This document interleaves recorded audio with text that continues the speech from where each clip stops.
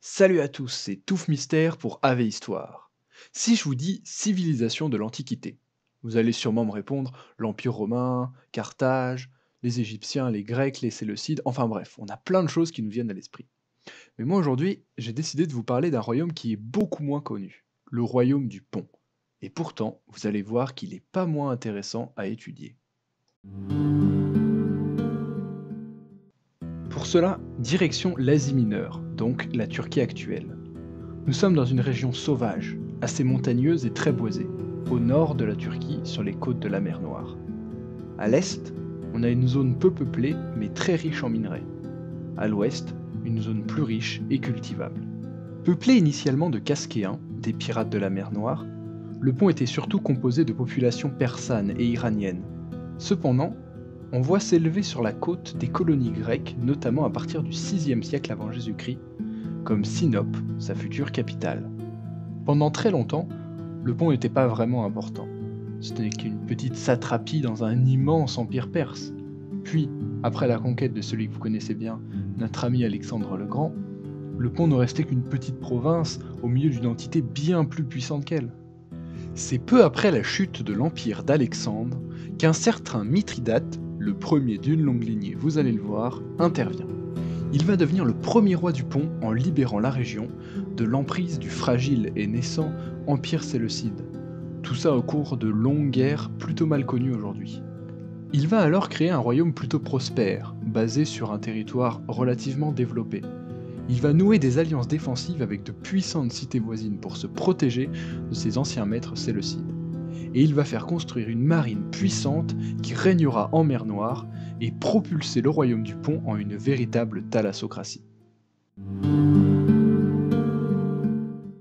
Mithridate Ier, d'origine perse et hellénisée par la suite, notamment de par son éducation, va alors créer un royaume à son image.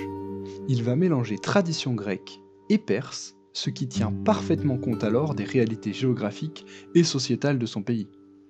Nous avons donc une société qui se dessine assez clairement.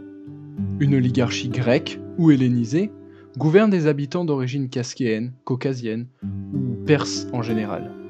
Une grande partie de la population va même adopter progressivement la langue et le mode de vie grec, bien qu'un grand nombre de citoyens, notamment ruraux, resteront toujours attachés à leur tradition originelle. Qui dit royaume dit bien sûr capitale. Et là, nous retrouvons la ville de Sinope, une très ancienne colonie grecque qui servira de siège pour le nouveau roi, ou Basileus en grec. Comme toutes les colonies grecques autour de la Méditerranée, elle fut construite sur un endroit extrêmement stratégique. Elle est construite sur une petite presqu'île, bordée de part et d'autre par des chantiers navals et par des installations portuaires. Elle possédait une vaste agora, des péristyles, un gymnase, bref, tout d'une colonie grecque. Côté mer, des récifs et une côte abrupte difficile d'accès. Côté terre, de grandes remparts couronnés de tours assuraient sa protection. En bref, tout d'une grande cité qui reflète le rayonnement culturel et militaire du royaume à l'époque. La pêche en haute mer, notamment du thon, les vergers, les champs très fertiles et les pâturages pourvoyaient à la subsistance de la population. D'importantes mines d'argent et de fer, notamment à l'est du pays, permettent un monnayage abondant via les ports et la puissante flotte. Le royaume va alors prospérer à l'abri des plus grands et se développer petit à petit au fil des années. C'est bien plus tard, à la fin du 2e siècle après Jésus-Christ, que nous retrouvons celui qui va propulser le pont au rang de puissance avec qui il faut compter en Méditerranée et qui sera sûrement le dernier grand roi grec qui va tenir tête aux Romains pendant plus de 25 ans. Mithridate VI. Le 6e de sa lignée, Eupator, soit le bien-né, appelé également Mithridate le Grand, ce qui en dit long sur ce personnage assez complexe, inflexible et vous allez le voir, plutôt ambitieux. Le nom de Mithridate vous dit d'ailleurs peut-être quelque chose. Il est connu encore aujourd'hui pour être à l'origine du concept de mithridatisation, qui consiste à consommer régulièrement de faibles doses de poison pour y accoutumer son organisme et y développer une résistance. Pour comprendre comment lui est venue cette idée, il faut remonter un petit peu dans son enfance, et vous allez voir, elle est pas jojo, ça explique peut-être des choses. En effet, son père a été assassiné par sa propre femme. Et cette dame, très ambitieuse, qui voulait régner seule sur le royaume, a même tenté d'assassiner son propre fils toute son enfance, notamment en empoisonnant sa nourriture. On peut comprendre qu'il ait préféré ne prendre aucun risque. 111 avant Jésus-Christ. Enfin, Mithridate VI s'empare du pouvoir. Il met très rapidement de côté, et bien sûr sous bonne garde, sa mère et son frère au cas où. Il va s'entourer de personnalités grecques, expérimentées, et utiliser leur expérience pour former un gouvernement efficace. Il va réformer l'armée et instaurer une élite en son centre, plus de 6000 hoplites armés à la macédonienne, tout cela entouré d'auxiliaires locaux. Et en plus de ça, il fait également appel aux mercenaires galates, un peuple celte que vous connaissez sûrement, qui s'était installé en Asie mineure. Alors qu'avons-nous ? Nous avons un roi ambitieux, bien entouré, à la tête d'un royaume développé et relativement stable, riche, et à sa ceinture, une armée puissante et très flexible qui peut répondre à de très nombreuses situations de par son mélange des cultures militaires. Et forcément, tout cela va donner une très importante vague d'expansion. À la tête de sa nouvelle armée, il s'empare des côtes nord de la mer Noire, de la région de Petite-Arménie, de la Cappadoce, et se retourne même contre son ancien allié, la Bithynie.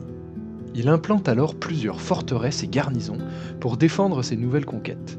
Il se repose également sur une nouvelle solide alliance avec son voisin, le puissant royaume arménien, qui consolide sa position en Asie mineure. En moins de 20 ans, Mithridate vient de créer un véritable empire autour de la mer Noire et en Asie mineure. Bientôt, il ne reste plus que la domination romaine qui lui barre la route. Et il faut noter quelque chose. Notre ami Mithridate, il aime pas trop les Romains. Au point même qu'on le compare avec Hannibal Barca sur ce trait. Ouais, c'est dire. En 88 avant Jésus-Christ, il s'empare des possessions romaines en Anatolie et s'érige alors en véritable sauveur des Grecs qui sont libérés de l'oppression romaine. Il va même plus loin jusqu'à déclencher des soulèvements directement en Grèce et notamment à Athènes. Le monde grec commence à se lever face à la puissance romaine.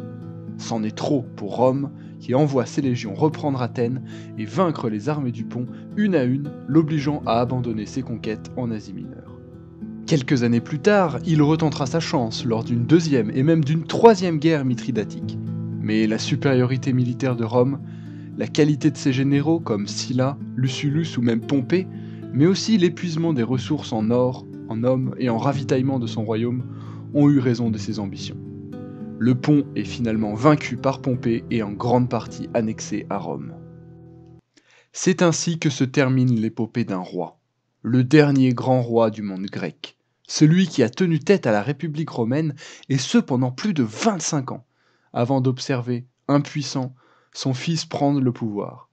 Il tentera bien de se donner la mort en buvant du poison, mais il faut croire que sa petite technique marchait car il a été obligé de demander à son propre garde du corps de l'achever.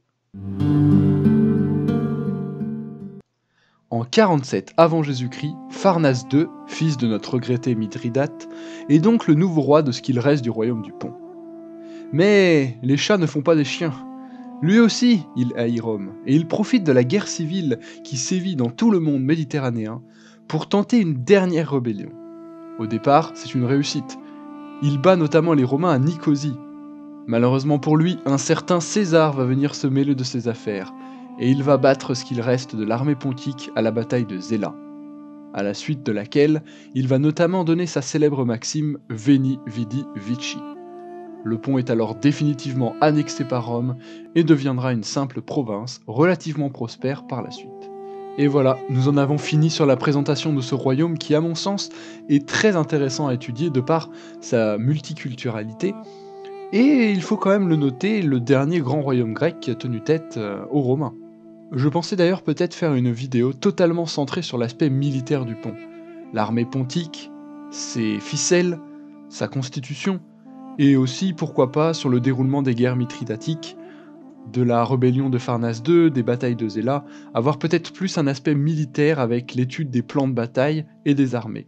Dites-moi en commentaire si c'est quelque chose qui vous intéresserait. Et sur ce, je vous laisse, que l'histoire soit avec vous.